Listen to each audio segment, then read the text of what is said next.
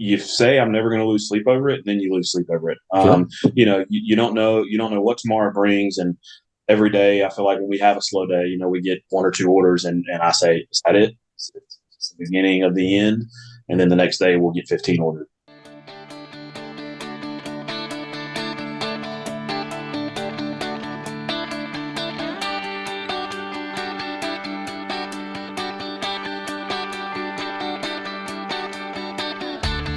Originating from deep inside the Rocky Mountains, transported through the power of the internet, and arriving inside your tiny earbuds. It's the Appraiser Coach Podcast, helping appraisers increase their efficiency, quality, and make more money.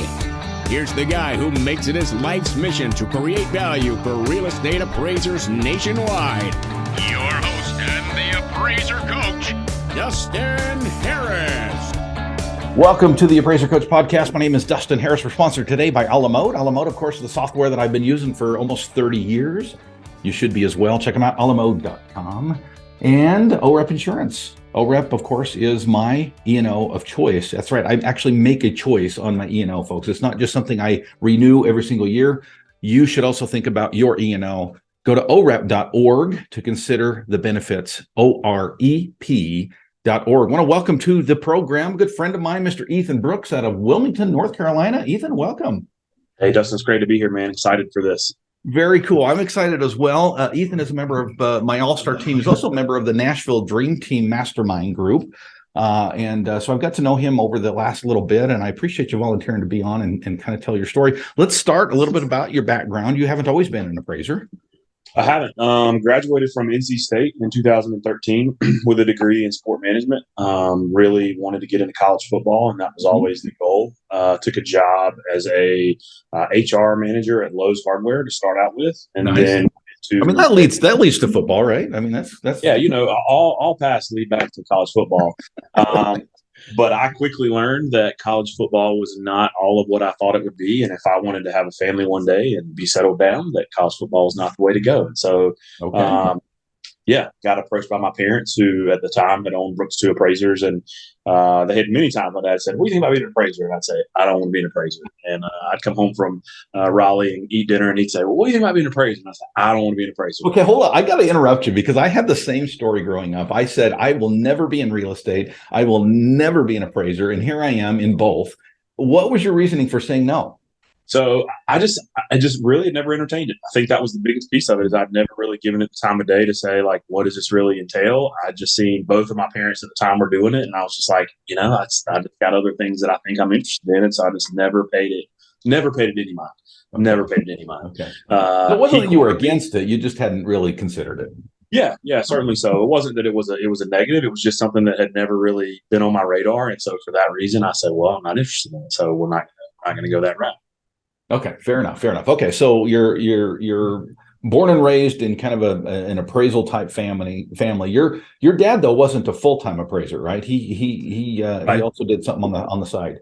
Yeah, well, so he was a full-time firefighter, actually, career, and then appraising was the second job. Those guys have long hair and all sorts of things, but he was an appraiser for his great second gig. And I started Brooks 2 Appraisers with another friend of his in town, who was also a firefighter, was one of the first guys he hired. They eventually split ways. But so they, found it as a great kind of flexible side gig that would let them come and go as they needed. And that was the way things went. My mom was I'm sorry to interrupt. I've met a lot of appraisers that are also firefighters. It seems to kind of work, as far as the, week on, week off, or a couple days on, couple days off type schedule. Yeah, certainly so. Yeah. Okay. So do you want to be an appraiser? No. Do you want to be an appraiser? No. Do you want to be an appraiser? Yes. All of a sudden change your mind. Finally, the conversation happened at dinner one night. He said, "Come work one day. If you hate it, I'll never say another word. If you love it, that's brave because who loves their first day, right?" And that was the key. And so we go, set up. My dad only did VA for about 25. He had done conventional prior to, but once he got on the VA panel, what his schedule was, the convenience and the ease of the VA panel, he said, "I'm not doing conventional stuff." And so VA was what it was. So my first appraisal was a VA appraisal, which we know how that goes. Yeah. Wasn't too tough, wasn't too demanding. There wasn't a 16-page engagement letter as to what you had to do. Sure. He set up the cookie cutter of cookie cutters for us to go look at. as he likes to call it, the gravy. And so we looked at this house. We went back and did the appraisal, and I was like, I can do this. He really pitched me, really the big sell here, and I'll bring this back to the football thing. He told me, so with him being a firefighter, he was gone a lot. He had to be at work, and he told me, he said, when I'm in the appraisal office, there's never anyone to come in and say, you can't make this baseball game, you can't go to this title, you can't be at this dinner. He said, I could do whatever I wanted to do when I was at the appraisal office. So this job gives you a lot of flexibility and freedom to be able to be the family man that you want to be one day. And really, at the time, that was a selling point for me. That was the first book, and off we went. So that was about 7 years ago. A big question that I would ask you is, would you change anything leading up to the purchase of your business? Because it wasn't just joining as an appraiser. You eventually took over the family business, right? Right. So I purchased the business from my parents in beginning of 2022. It was supposed to be 1/1 of 2022. Wait a second. Okay. Beginning of 2022. That's a great time to start a business. It was a perfect time. Here we come off a record-breaking business, and I walk in and say, here we go. Funny thing, the day that I purchased the business, the whatever that first Monday of the new year was, our server crashed. Oh, totally crashed. And so I'm in Raleigh. I get a phone call from my uncle, who is our tech guy. He said, the server is gone. And I was like, what do you mean it's gone? And he said, it is gone. So day one as a business owner, I had to find somebody to rebuild a server for us, deal with the whole deal of being down between lenders and AMCs and everybody wanting appraisals. And so it was an eye-opening experience, but it was a great one to see how good of a team I had around me. Everybody jumped right in. I was working on finding the server. My uncle was working on getting things backed up easily, install a new server, and then our office management, they were just high end on getting everybody caught up. All the lenders, hey, we are down, but we will be back to you guys as soon as we can. So it was a really cool thing to see, the circle that I had around me in that. But really things I would change coming in is I would really say that I would just start the process a lot earlier, start the conversations a lot earlier. We talked, my parents, we chatted and said, hey, this is what we want to do. This is how we want to do it. But it was never really implemented until, let's say, December 1st of 2021. And we were like, we got a month. So that pushed us back a little bit, but it was, in a sense, it was a really easy process because of it being with them. They wanted to set me up for success, and so it was a really beautiful thing to come in and do it that way. I can imagine there's a lot of listeners right now, just because of the amount of things that are changing in the industry, and a lot of people see that as a negative, right? Many appraisers are probably asking the question, so I'm going to ask it for them vicariously, right? Why? 2022. A lot of these changes have been announced. Many of them have started to be implemented. We're being thrown under the bus for bias and the modernization and this, that, and the other. Why in the world would anybody, even if what you say is true, meaning the freedom and the ability to be a business owner and that kind of a thing were true 5 years ago, many appraisers would say that's not necessarily all that true anymore. Why now? I think a big piece for me was it was a love of the family that I've got there. I think that was the first big step. When my parents originally approached me about coming to work for them, had I not come, their plan was basically to shut the doors of whenever they retired. There was really no one there that had a huge interest in taking over it in ownership. And so their thought was, well, we'll just, when we're ready, we'll just kind of fade off into the sunset. And so once I came in, I quickly saw, I love the people that were there. I had a few family members, but then really just what had become great family friends. So I love the environment, but also I love people. I love meeting people. I love going to properties and looking at real estate and talking with borrowers, talking with real estate agents. I think a lot of people give it off to be this huge negative relationship between appraisers and everyone else involved in the lending world, that we're just the bad guy and, everybody doesn't like us. We kill deals and things of that nature. But it's really been a relationship thing. Like I love the relationships that I've been able to build from being a real estate appraiser. There's no doubt about that. Very cool. We're talking with Ethan Brooks of Wilmington, North Carolina. When we get back, Ethan, I want to talk a little bit about, I know you're heavy into technology, and I want to talk a little bit about that. First, I want to pause and remind you that we're sponsored by some great companies, OREP Insurance being one of them. Folks, let me just tell you from personal experience, when you need good E&O, you want OREP. I've been there. There are times when I've utilized their services, and the benefits that they give to their members are huge. One of the things that E&O does not cover, by the way, is state board investigations. Did you know that? Well, I find that out the hard way, right? But E&O is different with OREP. OREP actually does cover a lot of your attorney fees when it comes to state board investigations. That is huge, folks. And you save money. Check them out. Go to orep.org. That's OREP.org. Alamode, of course, is the software that I continue to use. We're going to talk with Ethan in just a little bit about technology. Well, I'll tell you, folks, Alamode is where it's at when it comes to technology. I had an opportunity to speak recently with Joel Baker, and some of the things that they're doing over at Alamode are absolutely amazing, taking advantage of the advances in technology and implementing them into the appraisal space. That's what Alamode will do for you. Check them out by going to alamode.com or 800-ALAMODE.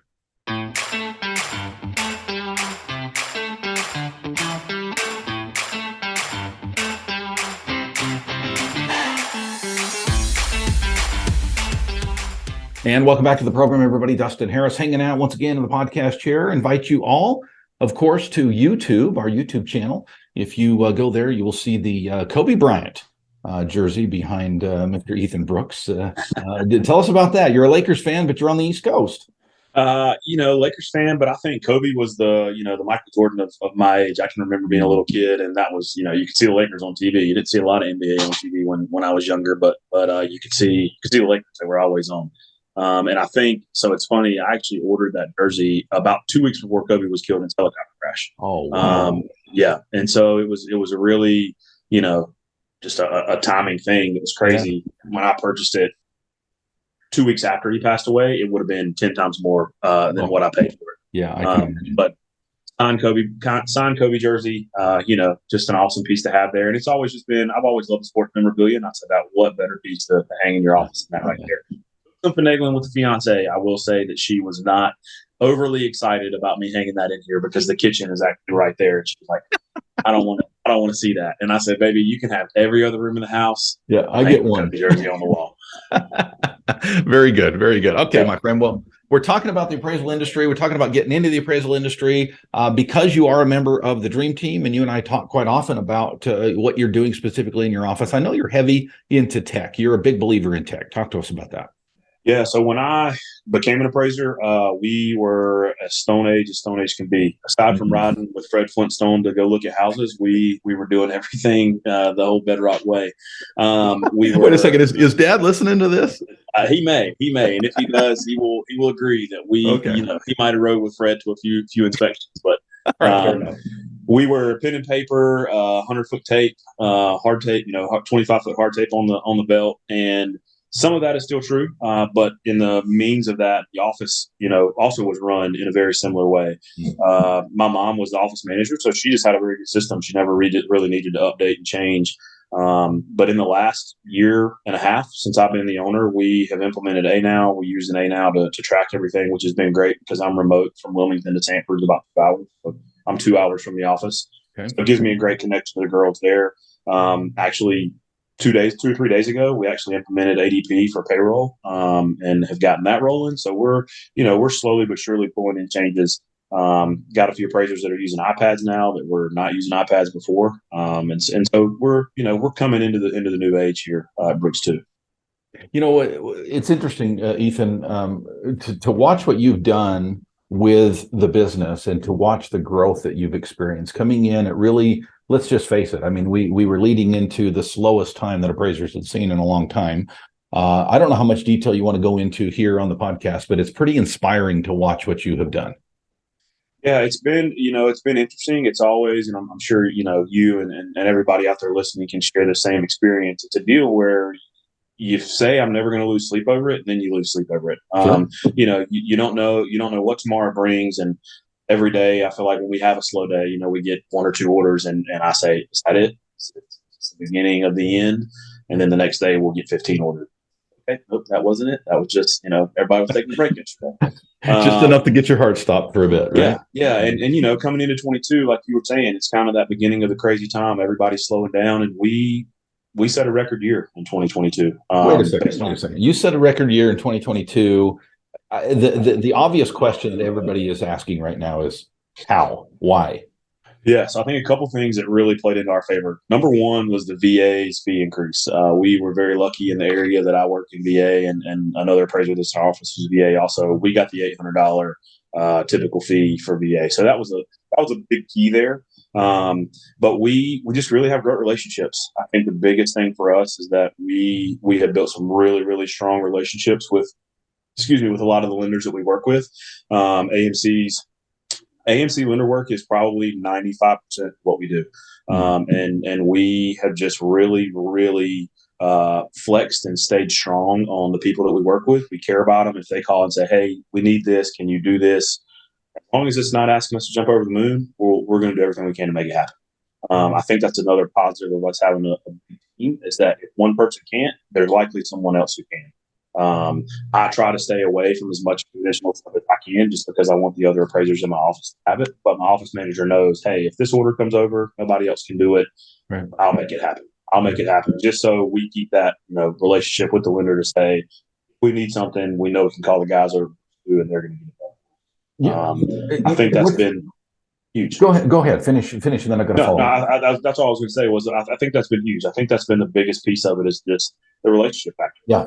Appraisers and the appraisal industry got so text heavy after Dodd-Frank and everything, and the communication was basically cut off between us and a lot of people. And we've kind of started to see through conversations that lenders want to go back to that. The personal lenders, the local lenders, they want that. And so we do that in the best ways that we can. Obviously, we do it, do it legally, but we do it in the best ways that we can to help everybody, as much. It sounds crazy that would be unusual, but yet it is so unusual right now in the world that we live in, right? You talk to a appraiser, I can't talk to that. I can't talk to a lender. I can't talk to this. I can't talk to that.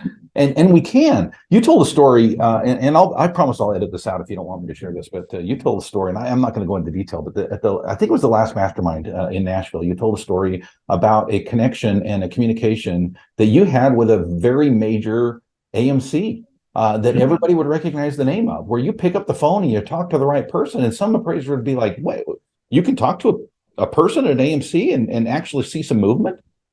Yeah. I think that's the biggest thing, is people will make a phone call, they'll get one person, they'll have their conversation, and it's like, hey, we're good. But, usually that person doesn't make the earth move. And so It takes that multiple phone calls. It takes that, who is the right person. And when you get them, you will know. I think that's the biggest thing for me, is that I realize when I get the right person on the phone, I know it's the right person. I know they're the person that can make things happen. Can tell me, hey, you guys are, you're bidding 7 or 8 days. We really need you guys at 6 days. And if you can make that happen, you're going to get the order. Yeah. Or, hey, you guys are, you're bidding $25 or $50 over what the typical appraiser is bidding. We'd love to send things to you, but with the times right now, we're going with that because your turn times are the same. So you just kind of get that connection there, and people will give you information, obviously things that they can give you, but they'll say, you're just outside, or we need you here, or we need to be here. Can you guys get here? And that's been huge, I think, for us. Very, very cool. Where are you headed, Ethan? Next 5 to 10 years, talk to us about what are your long-term goals here? Oh man, that's a great question. I actually hope to have some answers on that from a mastermind following next week. That's cool. On my list of notes. Good. But really, I think that in the next 5 years, I know I have a few appraisers that'll be retiring. They've been there for the long haul with my parents, and they, when I took over, kind of said, hey, this is our 5-year plan. So they're about 2 years into that 5. So, we'll be losing a few, but I think with the territory that we cover about 17 counties currently.